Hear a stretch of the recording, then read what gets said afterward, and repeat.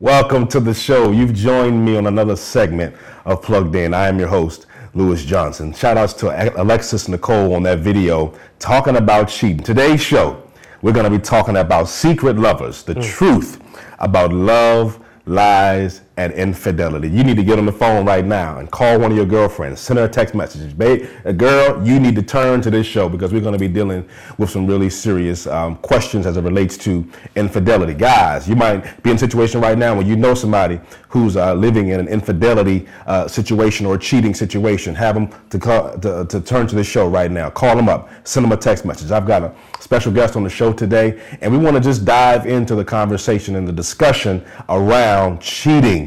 The ins and outs of cheating, some of the myths about cheating. We're going to go into our weekly true and false session about cheating. So just get your iced tea, get your popcorn. We're going to have some good down-home conversation about a very prevalent topic, infidelity. Love, lies, and infidelity. Special guest on my show this week, Mr. Vincent Ellis White, entrepreneur, radio host, life skills coach, author of The Fully Seasoned Man Relationship Recipe. Welcome to the show, my friend. Thank you, my brother. I am so glad to have you. Today's topic, we are talking about cheaters. And the old mantra still exists that cheaters never win. But there are several TV shows that are centered around people who have adulterous affairs. There are books selling off the shelves about adulterous affairs. You have people talking about it all the time. It has become a part of our society. And even though it's seemingly a very bad thing to have gone through some of the emotional and some of the psychological outcomes of being in a cheating relationship, it is something that we need to talk about. It is something that we don't need to run from. It is something that we need to address head on. And so today we're going to be talking about that.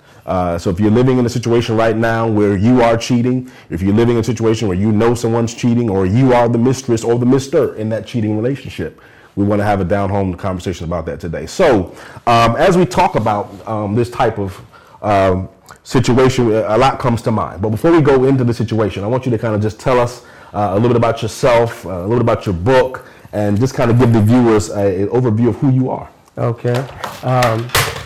I'm Vincent Ellis White. The name of my book, I have my book here. The book is called The Fully Seasoned Man's Relationship Recipe.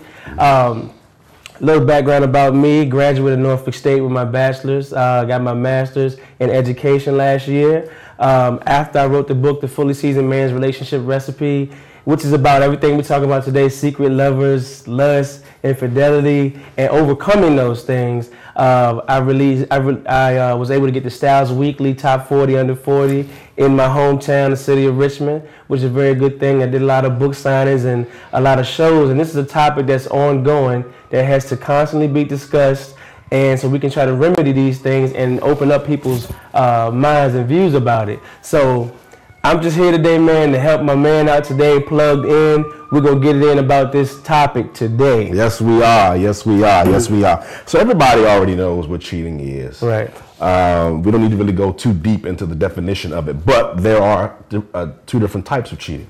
There are emotional cheating, which is primarily emotional involvement with another person, process which leads one partner to channel emotional resources. So having conversation, going out to lunch with, sharing in time with, emotional. And then you have the physical aspect of cheating. We all know what that is. It's physical intercourse with that person, being unfaithful to your spouse.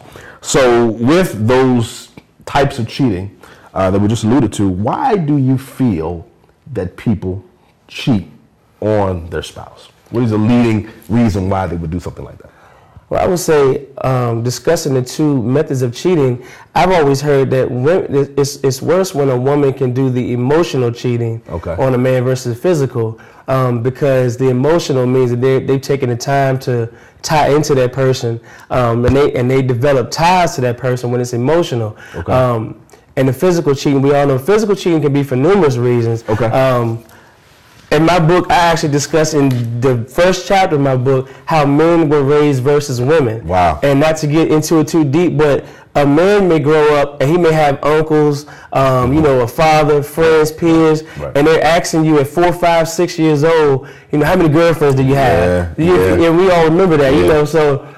And they ask you that thing, and if you dare say none or one, you know, you gonna get hurt. So that happened to me, and I answered honestly, no, I got in trouble. But when they came back and asked me again, I said 4, 5, 6, and I was the man that was getting high-fived and everything. Now, I grew up with that from these guys that I look up to. They could have just been joking, but I grew up with that. Your mind is a sponge at that young age. Mind's a sponge. Then as a teenager, all your friends is already into kind of how many girls you got. I got this many, how many numbers you get. So as men, we grow up, our whole life is consistent of we got to show that we're the man by how many girls we can get. Wow. You're not the man by having one girl. You're the man by having multiple girls. Now the lady, a woman grows up, and if we go back in the day, Barbie and Ken don't really exist no more. But they're playing with Barbie and Ken, and they're playing that they're making them get married, they're having a family and everything. So as a young woman, you're already taught that you want to grow up to have this family. If you tell, I remember in high school when I talked to women or young girls, they would say, "I want to be married by 25, have 2 kids." They had the whole plan set out. No man said that.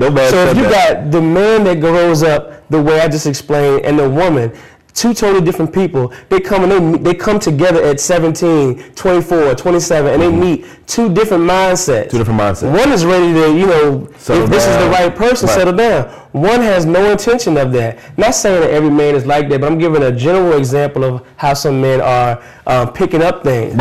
I was one of them, and I've talked to numerous men, and I've did research for my book, and a lot of men grew up the same way. So why do we cheat? Some of us were programmed, didn't know it was cheating. Some of us were programmed to think it was okay to have more than one female acquaintance. 2 and 3 and 4 different girlfriends. It was okay. It was okay. From a young. And it made you, like, as you grow older, you know, I can be the man by being a good father, have a good job. I learned that later, but I wasn't taught that at a young age. The man is just having a bunch of girls, and you look like a player, and the media, you want to look like a player, all this stuff. So that's how it is. Why do men cheat as they get older? You know, a lot of men like variety. Like, men love variety. Why is that? Why is it that men, we as men, sometimes are not satisfied with one woman? Why is it that we feel like we have choices, or we feel like we can go out and get 3 and 4 and spread ourselves around? Why, where does that come from? Well, actually, you said we feel like we have choices.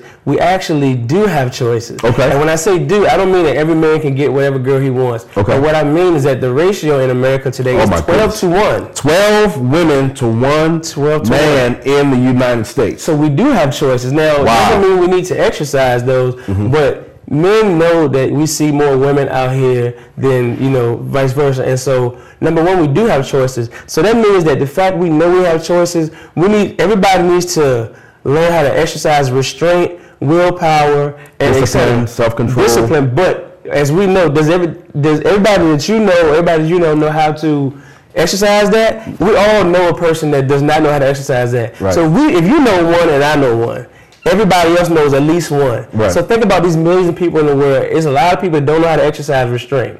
So if we love variety, we know it's 12 to 1. 12 to 1. Why aren't people not going out and exploring? Now, it's not right, but this is a reasons why these people are exploring. Another reason could be, I may have an amazing woman that's cooking and doing everything at home, but she may be lacking in a certain area. And instead of you trying to work, a mature man working with that woman, he'll say, okay, well, I love what she's doing, but she's lacking this area. I got 12 others out there, at least. 11 others. 11 others, I'm sorry. You can find one that's doing it, and you're going to find one. One going to be out there. If she's lacking in sex, if she's lacking in taking care of the home, if she's lacking in, you know, she may be a beautiful woman, she may be what they call an arm piece, but she doesn't have anything up here, you know. Interesting. So why would I get into a relationship and she might be missing a couple of the pieces that you just alluded to? Why would I get married to someone who may not have some really important things that I really need in a relationship just for the sake of getting in that relationship? And I know without a shadow of a doubt that eventually, okay, she got 5 out of 10, but I want that other 5 out of 10. I'm going to go eventually find the other one who can complete that woman. And I think a lot of times as men, we might need 3 or 4 different women to make that one woman, that one woman that we want. Or even for a female, they might have 4 or 5 different males that they get little pieces and parts from in order to make that one person. That's not fair to do that. I think mentally it's something that is coming from somewhere. Is it coming from the media? Is it coming from, like you said, your aunts and your uncles when you were young? But I think that we have a need for love. We have a need for relationship as humans. And so this one person that you marry should complete you. It was only Eve that God brought to Adam. He didn't bring Adam 5 and 6 different choices. He brought him one. One woman should be enough for a man. But yeah, I mean, and one woman should be enough. And as we've been, we've been in this day and age, like I said, it's so many outlets. We got media, we got the aunts and uncles. Movies. You got your own lustful spirit inside of you. Feel like you need to have it fulfilled. And like you said, it's variety. And the thing is, you know, when you say, why do you get in a relationship? I think that a lot of these men that are doing this against a relationship, I don't think that they always go into the relationship with the intent to do that. And then I think there's men that do go into a relationship with the intent to do that. Now, I'm going to be honest, I was the man that would get into the relationship knowing that I had a 3rd, 4th, and 5th lady. And I would ask myself, so I mean, I want y'all to understand, men are not walking around here as if it's just, we're not wrong at all. Like, you may go to sleep at night and wonder why you're doing this, but it's like you can't, like, you know, like the fiend that uses heroin, they know they're wrong. They know they're addict, and they question themselves all the time, but yet they still doing it. You got to break the addiction. I believe it's an addiction to, you know, have infidelity and cheating and everything. And I used to get in a relationship. And I get in one, and I know I got these other girls, know what I'm doing with these other girls. Knowingly. And I would say, why did I even, if I'm going to be this way, why would I even get into it? But you said one key thing. People like to be in relationships. They like the idea of love. I like the fact that a woman wanted just me to be my girlfriend, even though I had the ones on the low, as they say, and they were taking care of, you know, whatever things I need to take care of. And sometimes these women may all have the things that the one that you're already with has. And so it confuses people. Like, what's the point? Right. And then you have these relationships and these situations where I have my main woman or my main man, but I also got one on the side. That was me all the way. I got 1 or 2 on the side. Yeah, I saved up from about age 14 to about 25, 26 when I had my first child. So, and another thing I want you to understand too, lifestyle. We talk about growing up, but that's a good point I just made, lifestyle. If I'm 31 now, if I was doing that from 14 to about 26, you understand what I'm saying? That's 12 years. So you got 12 years of me trying to perfect my craft. My craft was having multiple women. I had a main chick and multiple women, and I made sure nobody knew about each other. Now, all my male friends knew about me, how I was, but if you ask my main girl during that 12 years, she said, Vincent is the greatest boyfriend ever. He does this, and this. He all about me. He always called me, tell me he loved me. Like, they were none the wiser. But I had these other girls, and it was something that I just knew to do like this, like that fiend using that heroin. He know how to go get that, make it happen. If he don't have $5 to get it, he gonna find a way to get it. If I didn't have nothing but one main girl, give me about a week or so. I'm gonna find another one. And I knew how to do it. And I had been doing it for 12 years. It was programmed in me. I had to, undo everything that I had learned for my whole life to finally become the man that I'd like to be for my future wife. And from what I'm hearing from what you're saying, as parents, we need to do a better job of conditioning our children. It's not cool to go to a 7-year-old young boy and say, how many girlfriends do you have? Because it leaves an expectation that he's supposed to have more than one. And reward him if he says and reward him if I got 3 girlfriends. Oh man, you the man. That's from a parental standpoint. We need to stop doing that. Aunts, uncles, and females are doing it too. Females are doing it too. Yeah, I've noticed that too when I'm around. Like I'm a life skills coach. I'm around families. I have to remove kids from families. I have to bring kids to foster families, and I have to go observe families. And when I see younger kids in there or older kids, the parents would say, "How's your girlfriend? Do you have a girlfriend?" The mother, the guy would say, "I don't have one." What? you don't have one, and the mother should be like, good, get your education. Right. Focus on, maturing as a man. You'll get one eventually. They'll come. Get your degree. They'll come. Get your apartment. Everything. They'll come. But they reprimand you for not having one. Or now the mothers are saying, it used to be just the male figures. Mm-hmm. Now the mothers, the aunts, the older sisters are saying, you really only got one girlfriend, you need to step it up. Like, wow. See, this is critical right here. Or if I was a father that was a player my whole life, when a player has a son, what do you think a player wants his son to be? Just like him. Just like him. And this is unfortunate. And I think that because those females are doing that, I think the reason why they're doing that is because there could be the absence of the father in the home. Yes, sir. And so these young men don't really have the role model to be a man. Good point. And so what the woman is attempting to do is to make sure that this young man is on the right track with his sexuality. Yes. Okay, do you have a girlfriend? We want to put you on the course that you're thinking you're a man, you need to have a girlfriend so that we are not dealing with other issues of confusion as to who you are and your gender later on down the road. Right. And so I think that there are some women who are asking their sons, do you have a girlfriend? And when you take God out of the equation, when you take education out of the equation, you're putting a child on the wrong road when they should be having other things as their priority. School is their priority. Shouldn't be in a relationship anyway.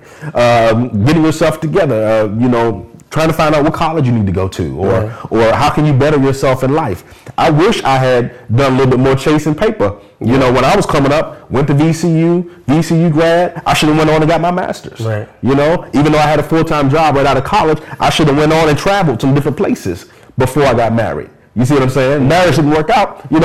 Things happen. But at the same time, I wish I had put more emphasis toward other things in my life earlier on, rather than putting so much stock in relationships. Yep. And now, at the end of the day, I got people that I graduated from college with that's doing very well. Right. They can go into a Mercedes-Benz lot and write a check and drive off with the car. I don't need a car note. Things like that. Getting approved for $1 million houses. I want to be that. Right. And so I think as parents, we need to do a better job of putting our children on the right path, rather than trying to just talk about relationships, boyfriend, girlfriend, getting them ready for the prom and things like that. Nothing wrong with that. Yeah. But you have to put your child on the right road. We're going to ask one more question and we're going to cut to a break. Okay.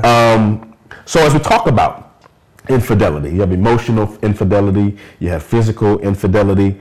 If you start talking to another person or someone outside of your marriage on Facebook or on Twitter, and you got these instant messages, you got your cell phone messages coming right to your phone from Facebook, can this be construed as cheating if I'm having a conversation consistently with another person? I haven't seen them physically, but I'm dealing with them online or via sort of maybe a text message or a Facebook message. Talk to that for a second. I think that's a good question. In me describing myself, I also have a internet radio show, and we have a show called Men Confess. I've had you as a guest on there. Yes. And the men get together and discuss things like that. That was one of the questions, and everybody went bananas. And the thing is, you say if someone starts to send private messages, you're chatting, you're text messaging, and the person that you have this commitment with, via it be a vow before God as marriage or just a commitment, boyfriend, girlfriend, if they're unaware of these things, I don't think it's a question of are you cheating or are you not cheating, but what it is that what you're doing is planting a seed. Like if I have a woman that I'm committed to, and she's the one I need to be sharing this information with, and I'm sneaking off at night and I'm doing this, I'm sneaking, I'm texting, and my girl said, who is that? And I say something different than who it is. See, now I've already planted a seed of lies, deception, manipulation, definitely. And then the person I'm talking to, guarantee you, 8 times out of 10, they don't know what I have at home. Right. Now, I say 8 because sometimes men are bold, too. Sometimes men will say, hey, I got this girl at home. And if you know you have a woman, the one that you're pursuing on the side, that she doesn't care, I've met those too, if she don't care, then you're good to go. But 8 times out of 10, the man that's doing this with this side girl, she's unaware he has this girl at home. And the girl at home is unaware of the other one. So you got to sneak. You got to be deceptive. You got to do all that. Yeah. So, is it cheating? I say it's probably going to lead to it. Okay. But it is probably the first seed steps into. And you got to help me out with this, but I forget the the scripture. But what is it like once you think it? You know, you already think it's in his heart. So is he? So is he? Right. And if you're doing this, if you're sneaking, I guarantee you, you're not sneaking talking about going to the grocery store. I had fun today at work. You're sneaking. You're probably talking about sexual things. You're flirting. So that means, as a man thinking, so you're thinking these things to send the message off to her on the sneak away from her, which means eventually, if y'all ever did meet, if the fact you've been talking about it the whole time, you're going to want to make it happen. Wow. That's why you don't need to even plant the seed, because that seed will grow. That seed will grow and it will germinate. Great segue. We're going to cut to a video, but we're going to come back. What if the person never said they were married? If she or he never told you that they were in a relationship, is that their fault? We're going to come back right after this on Plugged In. I'm your host, Lewis Johnson, special guest, Vincent Ellis White. We'll be right back after this. You have joined me live on Plugged In. My name is Lewis Johnson, your host of the program, and I'm here joined today to my left, Mr. Vincent Ellis White. Welcome to the show, my brother. Appreciate it. We have been talking about love, lies, and infidelity. The cheaters. Yes, sir. The cheaters. And we have had some really good conversation as it relates to cheating, sending messages on the side, things like that, and some of the emotional and psychological damage that occurs when there is an infidelity type situation going on.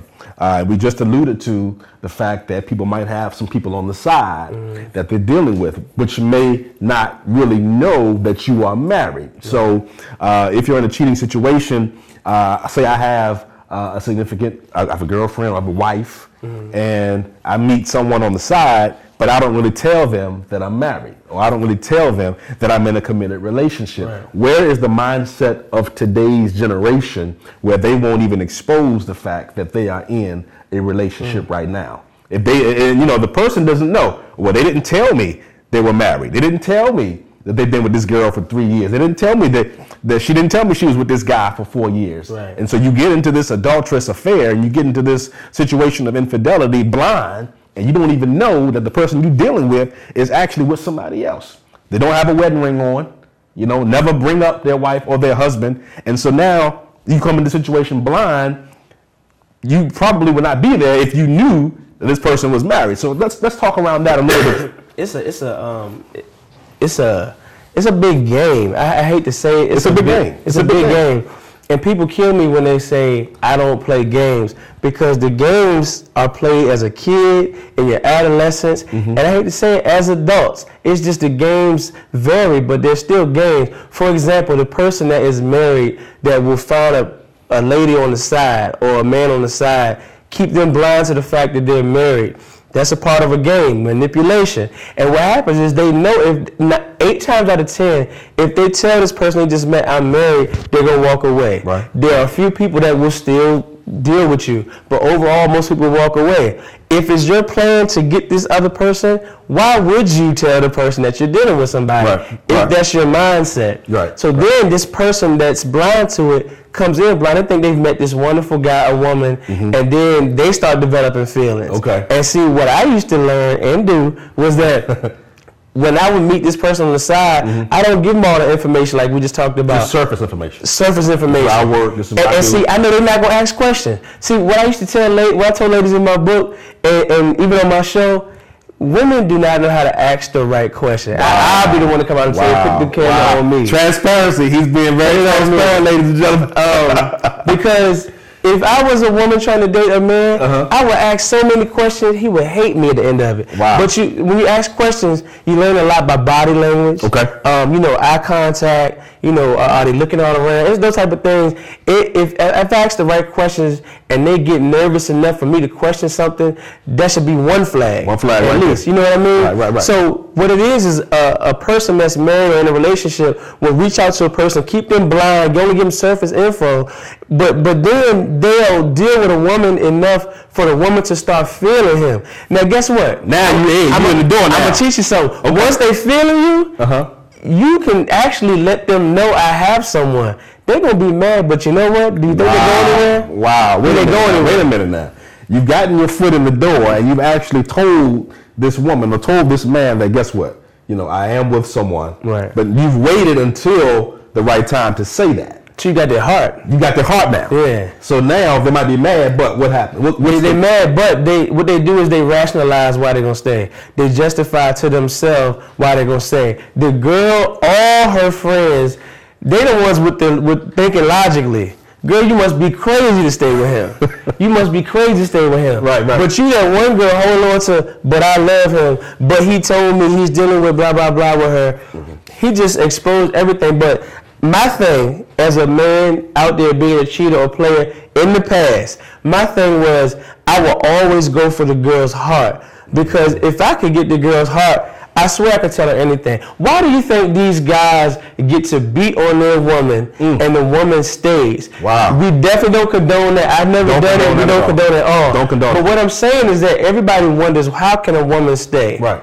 How can a woman stay? It's an emotional tie. It's an emotional tie. If he got her heart, he can punch her right in the face, and she gonna be mad at him. But then she gonna go home thinking about him with that black eye. She gonna be laying there thinking about him because he got her heart. Now what if she got her arm in a sling, and she got a black eye, and she got to wear sunglasses, and she can't have where to walk? She walking with a limp. She gonna call him and tell him come pick her up. Oh my goodness! And they gonna go do something. So and we joking, y'all, but what I'm saying is that like women, you give your heart out too easy. Right. Men, it takes us forever to give our heart to you. Now when we do, it's and if it gets broken, men can't handle it like women can. Okay, now that right there brings us to a whole entirely different question. So in the cheating relationship, if a man cheats on a woman, the woman more than likely will take him back. Right. She won't be mad for a little while, maybe mad for a long time, but eventually she may take him back quicker than a man will if his woman cheated on him. If he will at all. Yeah. If he will at all. So let's kind of have some conversation about that. Why is it harder for a man to accept that his woman or his wife has cheated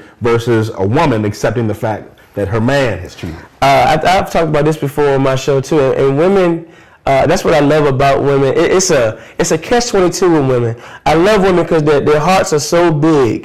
They're so trusting, loving, compassionate, and their hearts are so big that they're willing to give us men so many chances. Wow. And I think at some point you need to have your standards set, and if they keep crossing them, you need to make a decision, stick with it. But women give men so many chances. Men are less trusting than women are. Wow.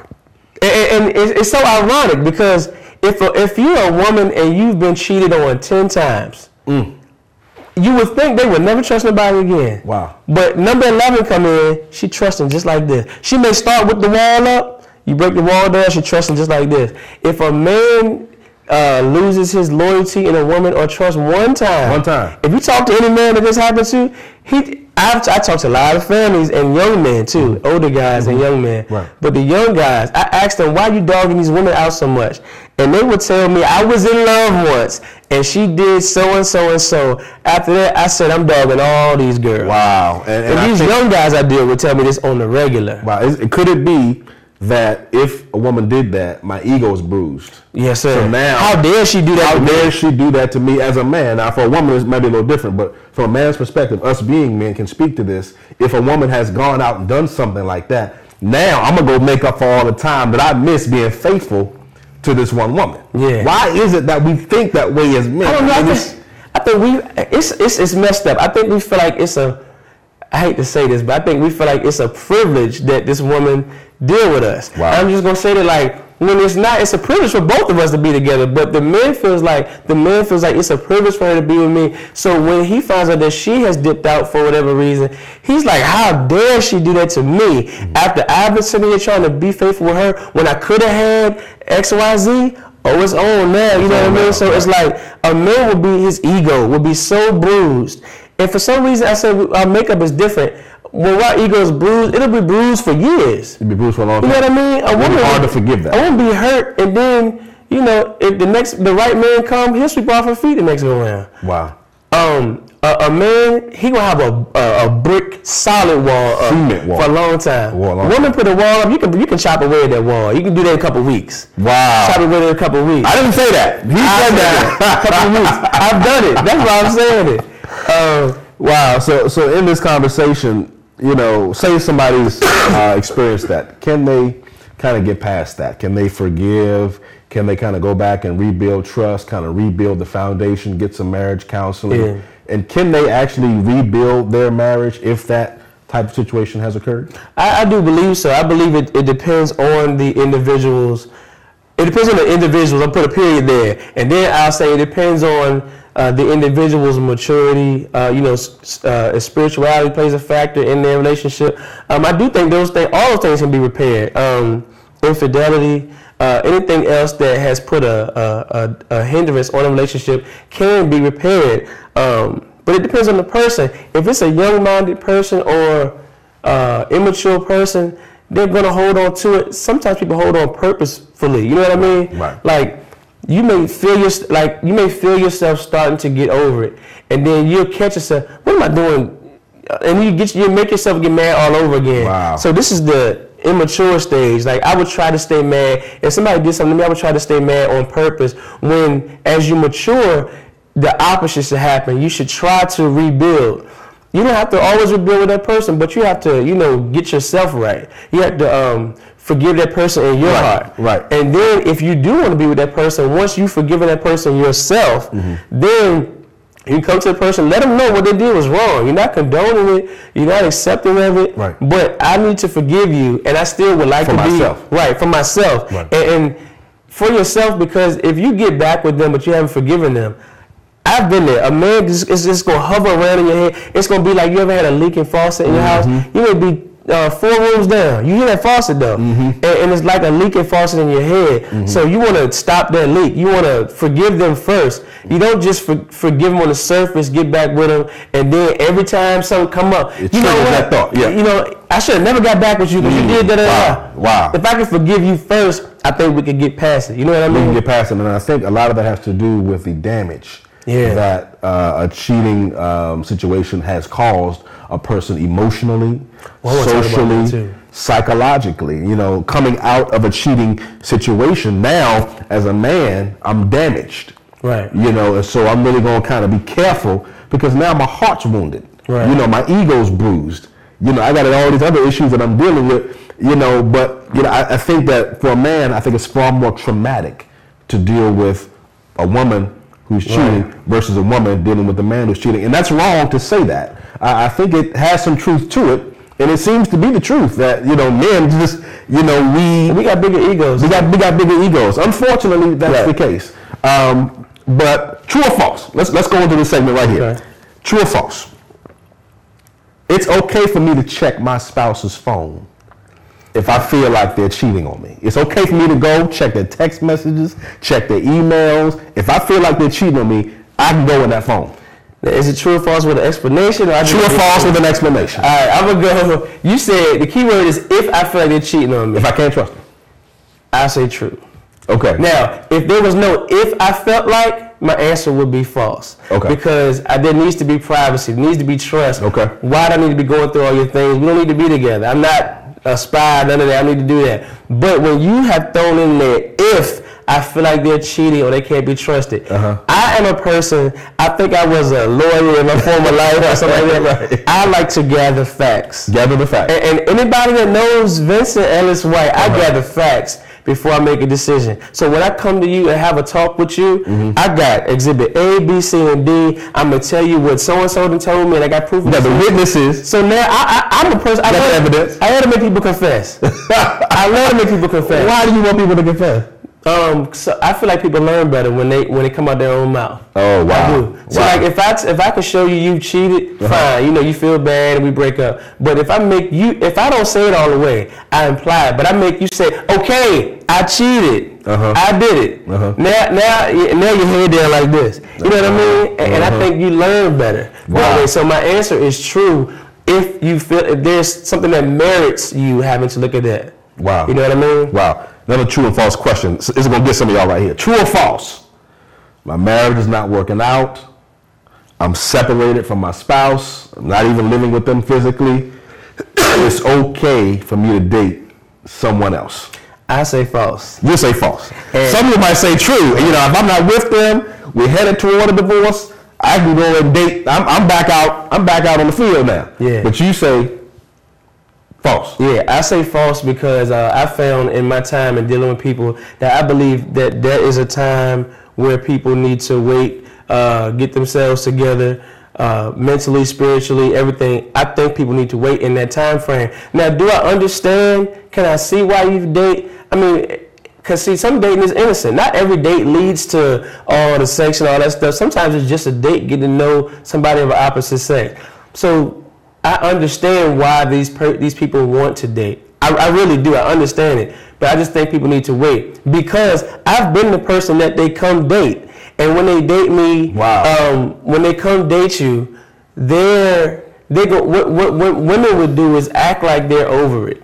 And they'll talk to you. I talk about in my book, Fully Seasoned Man's Relationship Recipe. Get the book. Fully Seasoned Man's Relationship Recipe. You know what I talk about? They always say women have women's intuition. But I think men have some type of way to determine that a woman is vulnerable. I can spot it a mile away. Wow. And so if I'm dating this woman that's in limbo, in the process of getting divorced, when they come dating, it's not just a random date. Like, it's a date to prove something.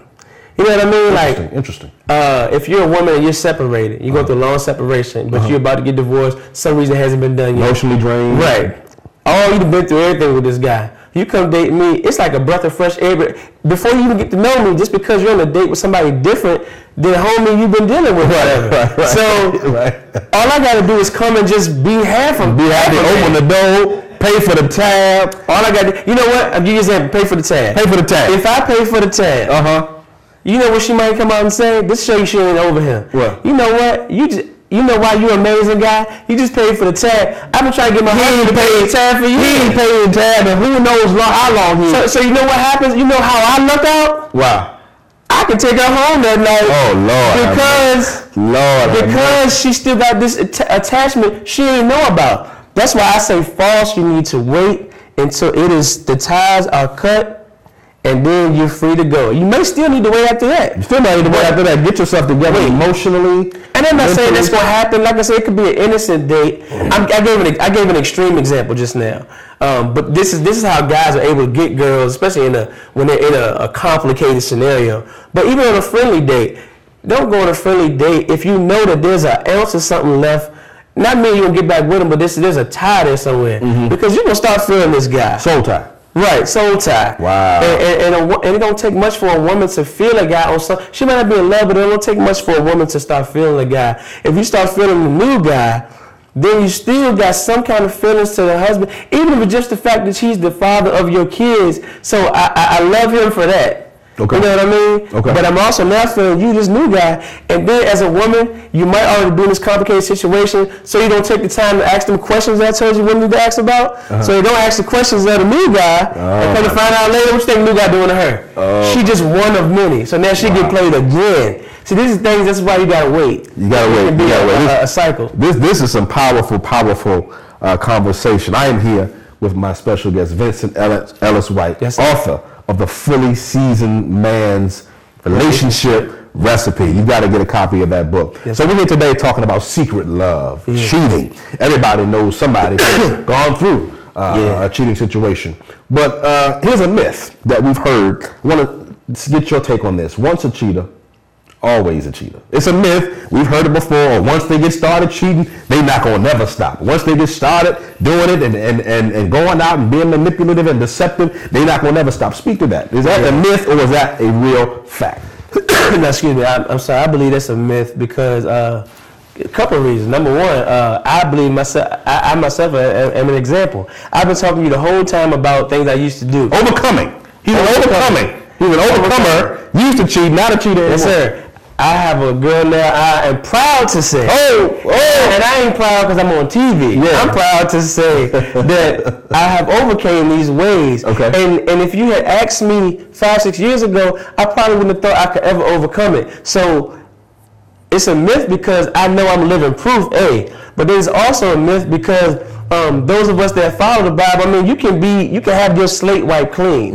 You know what I mean? You find your own way to have your life change. If you know you're living in this negative way, cheating, if you're a man that's beating on a woman, you're a man that's manipulating a woman, whatever this negative thing is, if you can find a way to reverse that, my way was God. Okay. You know, my way was getting saved and changing my life. Very good. And is it 2 Corinthians? You can get your slate right. Old things are passed away. Old things are passed away. And behold, all things there you go. have become new. There you go. I can start over.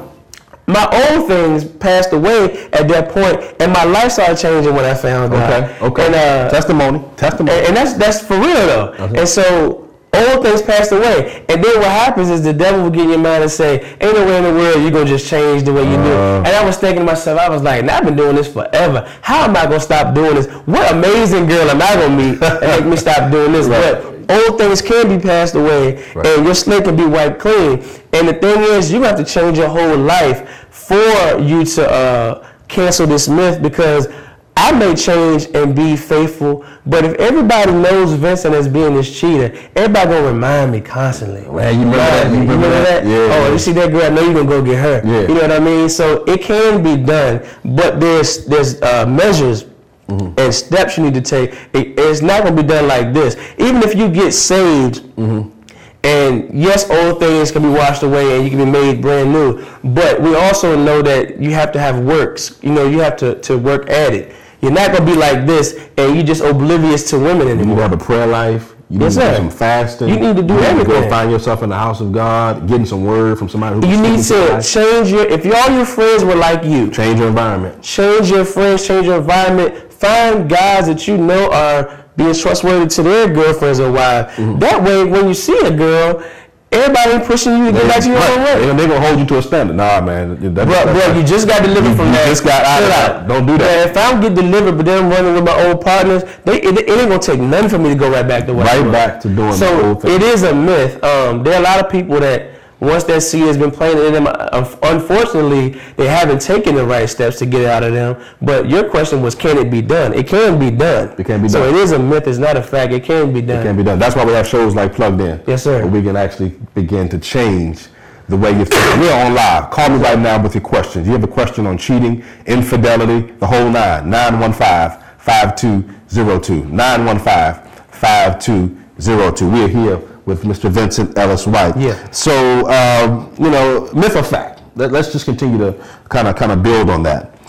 If a woman withholds from her husband physically, okay, then more than likely she's cheating. Myth or fact? I say myth. Okay. Yeah. If she withholds from him physically, I'm just repeating this in my head. So okay.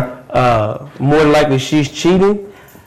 I say myth because there are women that withhold the physical part because a man is not doing something, and once he does that thing, she'll give it right back to him. She'll fix that. For example, if a man is not holding his own in the household, if he's not doing something that they have both previously discussed for him to do, he's agreed, so he's given his word he's going to do his fair share around the household. But he's not holding up he's not holding up his end. It's not right to withhold that, but if she withholds that, for the sake of your question, it doesn't mean she's cheating. No, she's trying to set a standard, maybe put an ultimatum up. If he says, okay, you know what, I want that, so I'm going to go do what I said I was supposed to do in the first place, and he goes and takes care of those things, and then she starts giving him the physical part again, they back on track with no cheating involved. No cheating involved, but in a marriage situation, is that manipulation?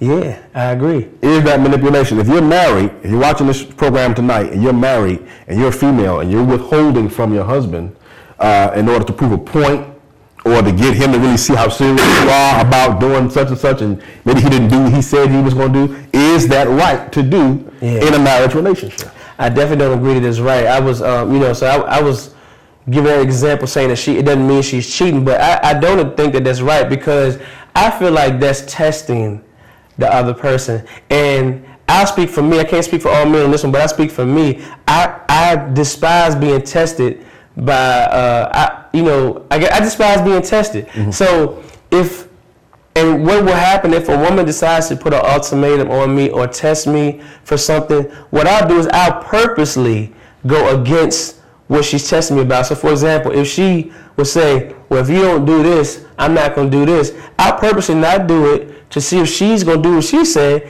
And if she continues on, at some point, I'm going to make a decision. Now, in her mind, she didn't want me to go that far. She did it for me to just do what she wanted to do. Right. But she didn't want to go that far.